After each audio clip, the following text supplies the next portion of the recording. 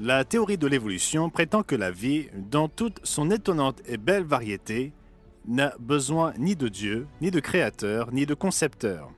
Il suffit de partir d'un simple micro-organisme sans tenir compte de son origine, et sur une période de 3 à 4 milliards d'années, un hasard aveugle et des forces naturelles désintéressées sont censés le transformer en tous les êtres vivants que nous voyons autour de nous, y compris l'homme. Pas besoin de Dieu. Nombreux sont ceux qui croient à l'histoire de l'évolution, nombreux sont ceux qui n'y croient pas, et nombreux sont ceux qui pensent que cela importe peu. Qui se soucie de savoir comment la vie puis l'humanité sont apparues? Quelle différence cela fait-il? Pourtant, cela fait toute la différence du monde. L'évolution apporte avec elle une vision du monde remplie de fausseté. Elle a un impact puissant sur notre société et nos vies. Vous devez savoir de quoi il s'agit. Rejoignez-nous dans cet épisode du Monde de demain où nous explorerons les mensonges désastreux de l'évolution.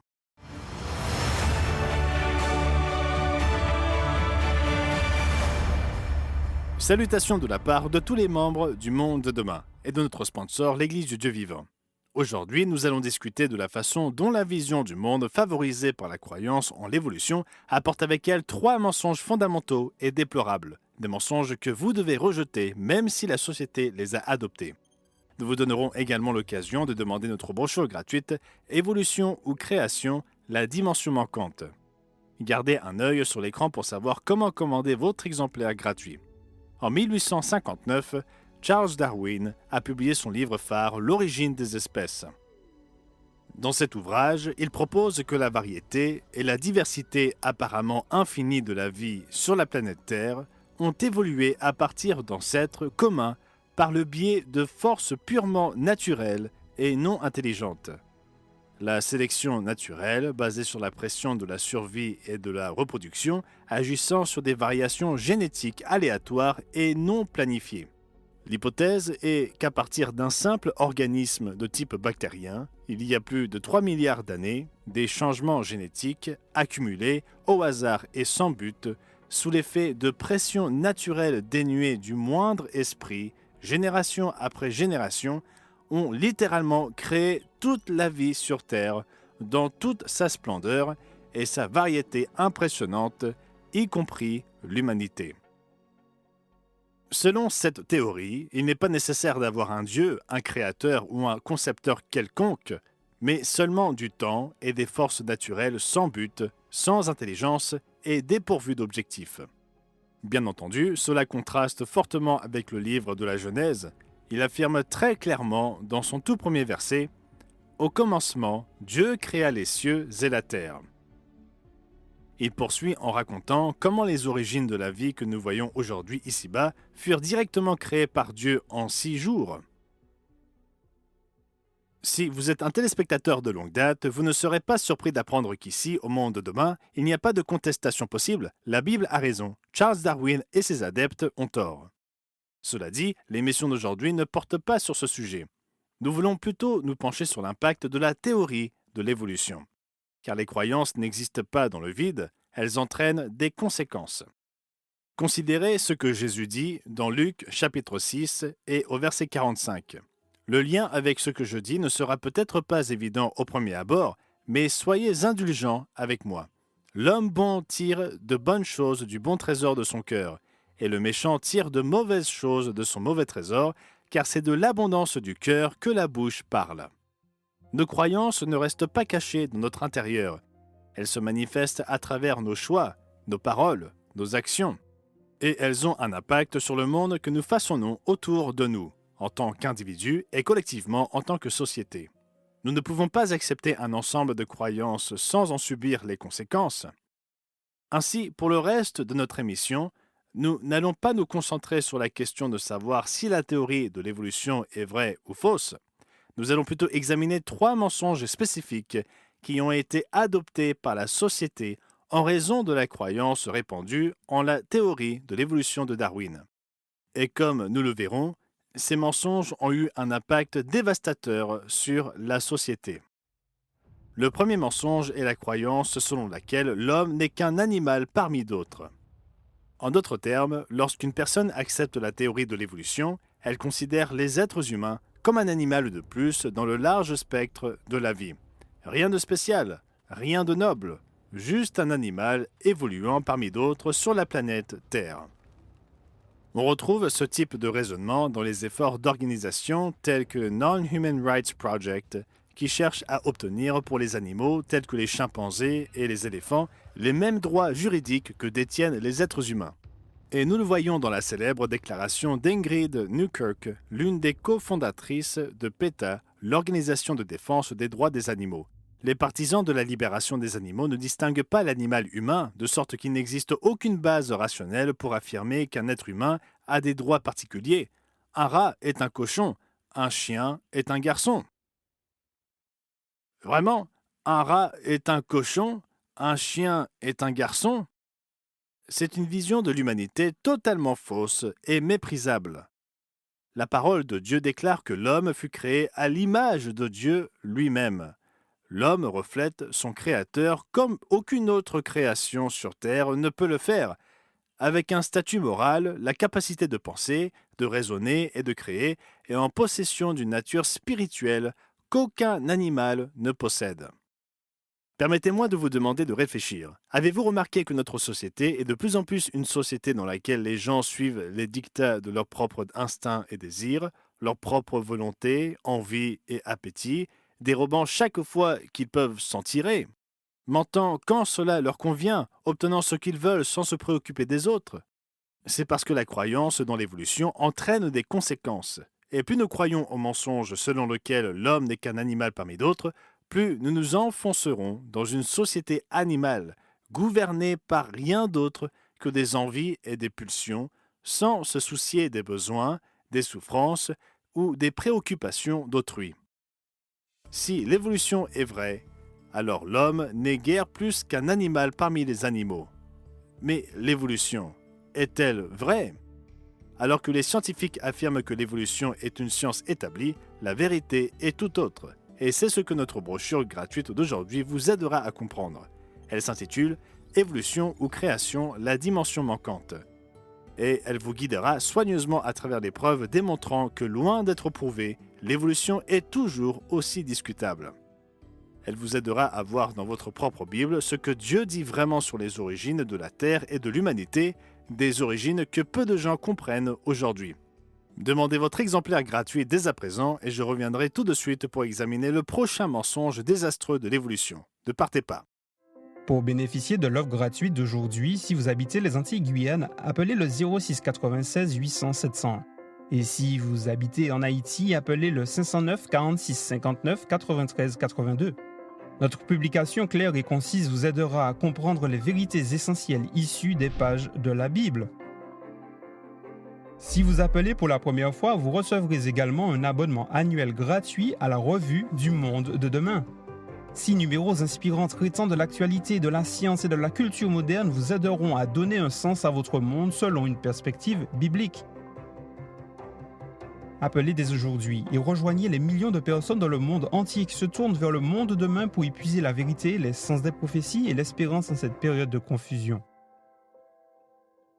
Appelez dès aujourd'hui au rendez-vous sur mondedemain.org.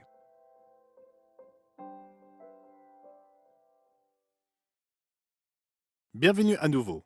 Aujourd'hui, nous examinons 3 des mensonges désastreux de la théorie de l'évolution. Le premier est « L'homme n'est qu'un animal parmi d'autres ». Le deuxième mensonge que nous allons examiner est le suivant. Il n'y a pas de norme absolue de moralité. La Bible est claire. Dieu est bon. Dieu est amour. Et Jésus-Christ dit clairement que ceux qui veulent le suivre doivent chercher à devenir comme Dieu. C'est ce que nous voyons dans Matthieu chapitre 5 et au verset 48. « Soyez donc parfaits, comme votre Père céleste est parfait. » Dieu a créé l'homme pour qu'il soit le reflet de lui-même, et il tient donc l'homme moralement responsable du bien et du mal qu'il fait, le bien reflétant le caractère, la bonté et l'amour de Dieu, et le mal étant ce qui va à l'encontre de ce caractère, de cette bonté et de cet amour. Il nous aide à voir cette norme absolue dans ces 10 commandements, en condamnant le meurtre, Par exemple, en ordonnant au mari et à l'épouse d'être fidèles l'un envers l'autre, en nous disant de respecter la propriété de chacun et en nous ordonnant d'être honnêtes et de ne pas mentir. Le caractère parfait du Dieu éternel représente une norme absolue de ce qui est moralement bon, juste et digne de louange. Pourtant, comme beaucoup l'ont noté, lorsqu'une vision matérialiste du monde est poussée jusqu'à ses conclusions ultimes, elle nous dit qu'il n'y a pas de norme de moralité divine, objective et absolue. L'évolution est à la base un concept sans cœur et sans pitié. La vie progresse lorsque les forts dominent les faibles. Transmettre ces gènes est le seul objectif, quelle que soit la douleur, la souffrance ou la mort qui peuvent en résulter. Aucun code moral ne régit ce processus, il n'y a que la survie ou l'extinction. Dans son livre révolutionnaire Le gène égoïste, le célèbre évolutionniste Richard Dawkins fait une observation importante et honnête. Il écrit « Je pense personnellement qu'une société humaine fondée simplement sur la loi génétique de l'égoïsme universel sans pitié serait une société dans laquelle la vie serait insupportable. Malheureusement, ce n'est pas parce que nous déplorons une chose qu'elle cesse d'être vraie. » Dawkins a le mérite d'affirmer que le fait de reconnaître la nature implacable et impitoyable de l'évolution nous permet de résister à nos penchants pour rechercher ce qu'il appelle un bien commun. Pourtant, en dehors d'un Dieu éternel, comment définir le bien commun et pourquoi devrions-nous nous en préoccuper ? Dans un monde où l'humanité a censément évolué par l'action aveugle de molécules et de substances chimiques, il n'y a pas de source de loi morale supérieure dont il faille se préoccuper. Le lion n'est pas coupable de meurtre lorsqu'il tue et dévore le zèbre. Le cobra n'est pas coupable de vol ou d'infanticide lorsqu'il gobe des œufs dans un nid. Dans son livre L'alternative humaniste, le philosophe et humaniste laïque Paul Kurtz note que si l'homme est un produit de l'évolution, une espèce parmi d'autres, dans un univers sans but, alors l'option de l'homme est de vivre pour lui-même. Par exemple, il n'y a rien dans le concept d'évolution qui permet de condamner l'Holocauste de la Seconde Guerre mondiale ou de dénoncer un violeur en série ou un pédophile. Si les nazis se sont comportés comme des lions humains et que leurs victimes étaient l'équivalent de zèbres humains, l'évolution n'a rien à dire à ce sujet. Et dans le cadre de l'évolution, il n'y a rien d'immoral dans le viol, l'esclavage, voire le meurtre. Tout devient une question de liberté d'action en toute impunité, sans qu'aucune puissance supérieure ne puisse nous demander des comptes. Mais est-ce vrai ? Pensons-nous que l'Holocauste, les nombreux massacres de Joseph Staline ou la boucherie du génocide rwandais n'étaient rien d'autre qu'objectivement mauvais ? Le viol, le meurtre ou la torture d'innocents sont-ils autre chose que des actes objectivement mauvais ? À présent, regardez autour de vous et posez-vous la question. Vivons-nous dans un monde qui semble de plus en plus juste, droit et bon ? Ou semble-t-il moralement et éthiquement être à la dérive, dans la confusion et le désarroi ? Vivons-nous de plus en plus dans un monde qui embrasse la même règle du bien et du mal ? Ou vivons-nous de plus en plus dans un monde où les forts et les puissants établissent des règles qui ne suivent pas eux-mêmes ? Comme la société très désagréable de Richard Dawkins, dans laquelle chacun est libre de faire tout ce qu'il peut faire impunément. Lorsque la théorie de l'évolution chuchote à la société qu'il n'y a pas de norme absolue de moralité, les signes tout autour de nous semblent suggérer que la société est à l'écoute. Pourtant, le troisième mensonge de l'évolution pourrait à sa manière être le plus désastreux d'entre tous. Nous l'aborderons dans un instant. Mais tout d'abord, permettez-moi de vous donner une nouvelle occasion de demander la brochure gratuite que nous offrons aujourd'hui, Évolution ou création, la dimension manquante. Alors que de nombreux scientifiques affirment que l'évolution a été prouvée sans l'ombre d'un doute, de l'autre côté du débat, de nombreux croyants qui proposent une création divine de la vie commettent eux aussi des erreurs dans leurs arguments. Obtenez votre exemplaire gratuit dès aujourd'hui et je reviendrai tout de suite pour mettre en lumière ce qui pourrait être le plus profond des mensonges désastreux de l'évolution. Notre publication claire et concise vous aidera à comprendre les vérités essentielles issues des pages de la Bible. Appelez dès aujourd'hui au rendez-vous sur mondedemain.org. Dans les deux dernières parties, nous avons abordé deux des mensonges désastreux qui accompagnent la théorie de l'évolution. Le mensonge numéro 1 est que l'homme n'est qu'un animal parmi d'autres. Le deuxième mensonge est qu'il n'existe pas de norme morale absolue. Le troisième mensonge est profond dans sa portée et dans ses conséquences. Il consiste à dire que la vie n'a pas de but ni de sens. Vous êtes-vous déjà posé la question: pourquoi êtes-vous né? Pourquoi chacun d'entre nous est-il né? Quelle est notre raison d'être en vie? Pourquoi l'humanité existe-t-elle? Pourquoi est-ce que j'existe? Quelle est votre raison d'être et quel est le sens de votre vie? Même si nous ne l'exprimons jamais par des mots, il y a quelque chose en nous, en tant qu'être humain, qui nous oblige presque à chercher un sens et un but. Même le célèbre roi David d'Israël le fit. Nous le voyons poser cette question dans le psaume 8 et au verset 5. Qu'est-ce que l'homme pour que tu te souviennes de lui, et le Fils de l'homme pour que tu prennes garde à lui? Nous avons besoin de savoir que notre vie a un sens. Nous avons besoin d'un but. Nous avons besoin de savoir que notre vie a une valeur et une signification, et nous souffrons lorsque nous pensons que nous n'en avons pas. Lorsque nous traversons des épreuves ou des périodes difficiles, nous avons besoin de savoir qu'il y a un but derrière tout cela, que nous ne traversons pas ces difficultés pour rien et que notre vie et nos expériences signifient vraiment quelque chose dans l'ensemble. Le but et le sens enrichissent notre vie, nous donnent de l'espoir et nous dotent de ce dont nous avons besoin pour surmonter les inévitables épreuves et périodes de souffrance qui surviennent dans notre vie. Viktor Frankl, le célèbre psychiatre et survivant de l'Holocauste, a écrit dans son ouvrage classique Découvrir un sens à sa vie.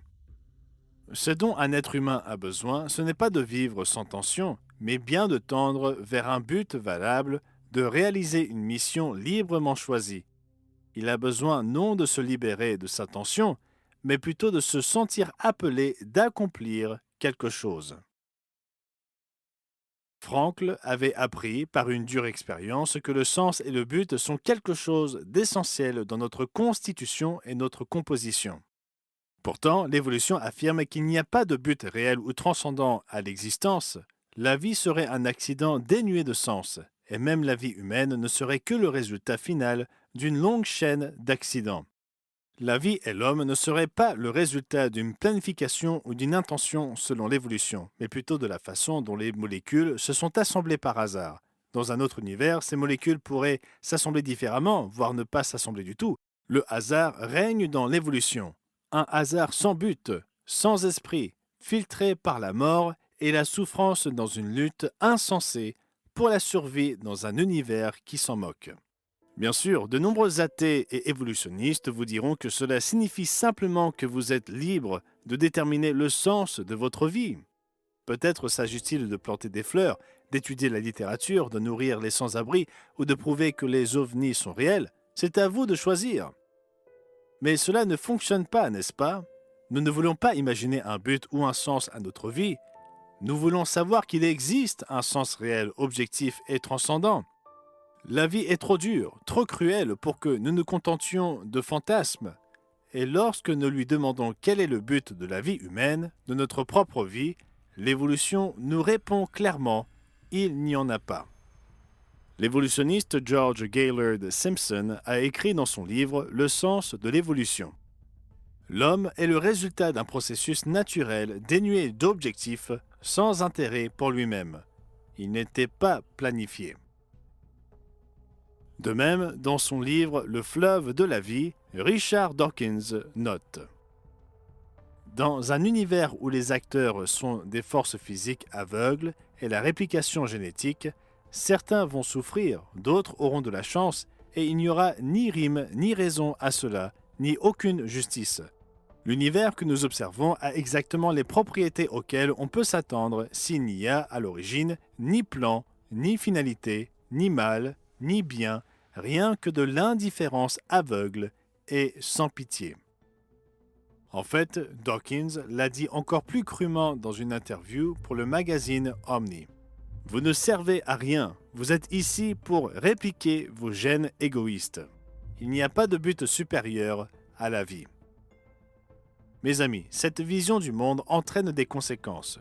Dans quelle mesure le chaos sociétal auquel nous avons assisté au cours de la dernière décennie a-t-il été le résultat des idées telles que nous n'avons pas de but commun et transcendant qui nous a été donné par notre Créateur éternel?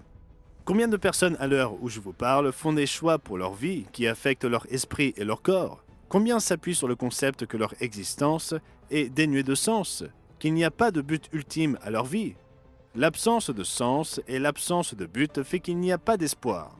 Faut-il s'étonner que nos enfants, à qui l'on a enseigné de la première à la dernière année d'école à croire en la théorie de l'évolution, semblent de plus en plus perdus, sans espoir, incapables de trouver un sens à leur vie dans ce monde?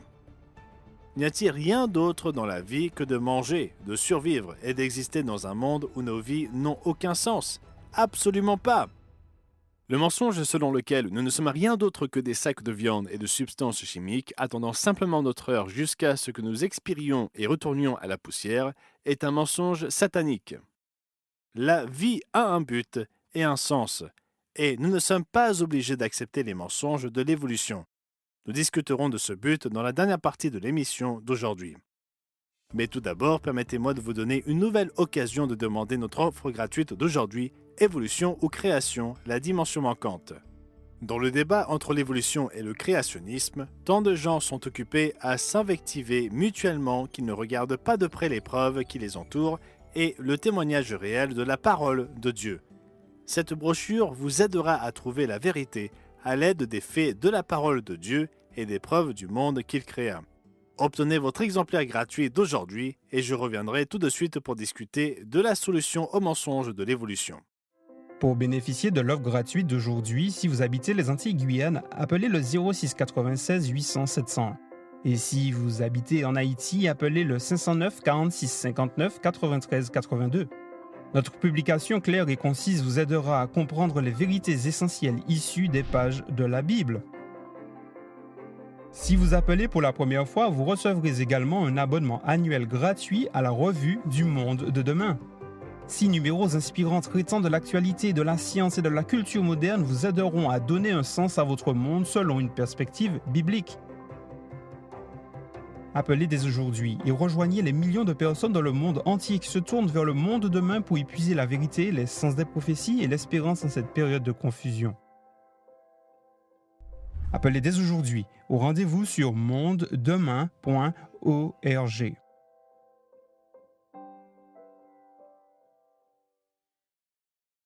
Bienvenue à tous. Aujourd'hui, nous avons examiné 3 mensonges désastreux de l'évolution. Le mensonge numéro 1 est « L'homme n'est qu'un animal parmi d'autres ». Le mensonge numéro 2 est « Il n'y a pas de norme absolue de moralité ». Et enfin, le mensonge numéro 3 est « La vie n'a pas de but ni de sens ». Avant de conclure, je dois faire une remarque. Ce n'est pas parce que nous n'aimons pas des conclusions qu'elles sont fausses. Par exemple, nous pouvons ne pas aimer ce que l'évolution implique, que l'homme est un animal, ou qu'il n'y a pas de moralité objective ou de but à la vie. Mais le fait que nous n'aimions pas ces conclusions ne suffit pas à affirmer que l'évolution est fausse. Ce qui est vrai ou faux n'est pas déterminé par ce que nous tenons pour être vrai ou faux. Mais le fait est que l'évolution n'est pas vraie. La vie n'a pas évolué à partir d'une créature ressemblant à une bactérie il y a plus de 3 milliards d'années, quel que soit le nombre de scientifiques qui vous disent le contraire dans des émissions de vulgarisation scientifique et quel que soit le nombre d'enseignants ou de professeurs qui le disent dans leur salle de cours. Si vous voulez comprendre ce que ces soi-disant experts admettent rarement, il vous faut l'offre gratuite d'aujourd'hui traitant de l'évolution et de la création. Et parce que l'évolution n'est pas vraie, que Dieu est très réel, et que vous et moi sommes bien ses créations, fabriquées par ses propres mains selon son bon plaisir, alors chaque mensonge raconté par l'évolution est remplacé par son exact opposé et transformé en une proclamation d'espoir. L'homme n'est pas un animal comme les autres, mais il est créé à l'image même de son Créateur, le summum de l'œuvre créatrice de Dieu. Une moralité objective est à l'œuvre dans le monde avec un vrai bien et un vrai mal. Et le bien et le mal ne sont pas déterminés uniquement par les caprices des forts et des puissants. Et la vie a un sens et un but.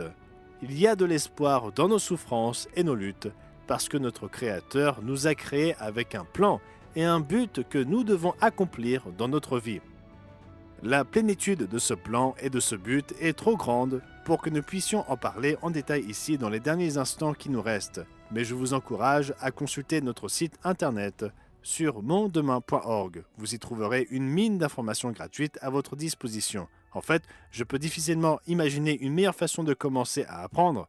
Rendez-vous sur notre site internet et recherchez But de la vie dans le champ de recherche. Pour l'heure, permettez-moi de laisser l'apôtre Paul commenter cette finalité transcendante. Dans le chapitre 8 de l'Épître aux Romains, il parle de notre but et de l'espoir que ce but nous donne, même dans les moments d'épreuve et de souffrance. J'estime que les souffrances du temps présent ne sauraient être comparées à la gloire à venir qui sera révélée pour nous. Aussi la création attend-elle avec un ardent désir la révélation des fils de Dieu.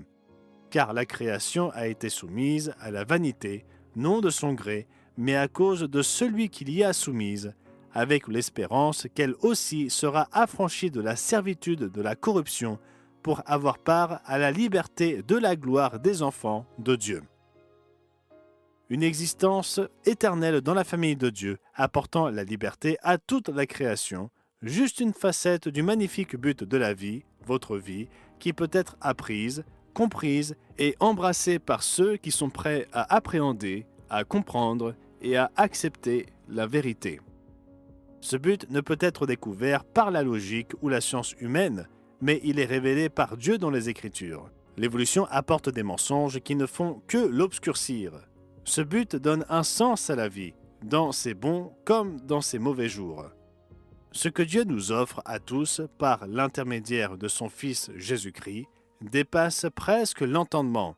Même l'espoir qu'il procure dépasse presque l'imagination.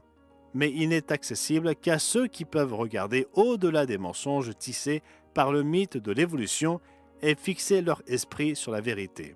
Pour eux, comme l'a dit le Christ, il y a près de 2000 ans, vous connaîtrez la vérité et la vérité vous affranchira.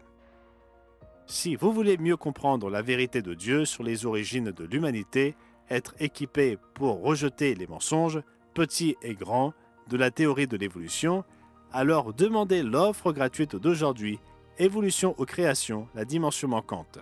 C'est une offre gratuite que vous ne pouvez pas manquer. N'oubliez pas de demander votre exemplaire dès aujourd'hui. Et n'oubliez pas de revenir la semaine prochaine. Gerald Weston, Rod McNair et moi-même serons là, prêts à partager avec vous les enseignements de Jésus-Christ qui changent la vie, les prophéties bibliques sur la fin des temps et l'évangile du royaume de Dieu à venir. D'ici là, prenez soin de vous.